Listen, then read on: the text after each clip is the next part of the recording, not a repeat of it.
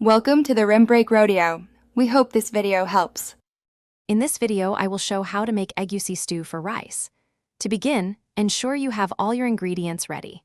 You'll need 1 cup of ground egusi, 2 pounds of your favorite meats, and 1 cup of rich palm oil. Don't forget 1 large onion, 2 bell peppers, and 4 ripe plum tomatoes for that vibrant base. Also, have 1/4 cup of crayfish and 2 tablespoons of uru for authentic flavor. This preparation sets the stage for a truly delicious meal. Now, let's build that incredible flavor base. Start by heating 1 cup of palm oil in a large pot over medium heat until it's just slightly smoking. Carefully add your chopped large onion and sauté it until it becomes beautifully translucent, which usually takes about 5 minutes. Next, introduce your blended bell peppers and plum tomatoes. Let this rich mixture cook down for about 15 minutes, stirring occasionally to deepen the flavors. It's time to bring in the star ingredient. Gently stir in your 1 cup of ground egusi seeds into the simmering tomato base.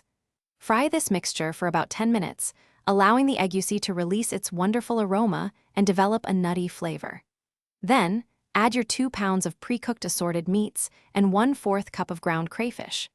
Pour in 2 cups of rich meat stock or water, bringing the entire stew to a gentle simmer. This step truly thickens and enriches the stew.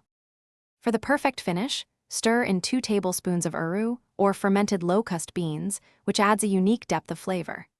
Now, taste and adjust the seasoning with salt as needed. Let the egusi stew simmer gently, uncovered, for another 10 to 15 minutes, allowing all the flavors to meld beautifully and the stew to thicken to your desired consistency. Serve this rich, aromatic egusi stew generously over a bed of fluffy white rice for a truly satisfying meal. Enjoy! Thanks for watching. Consider subscribing if we helped you.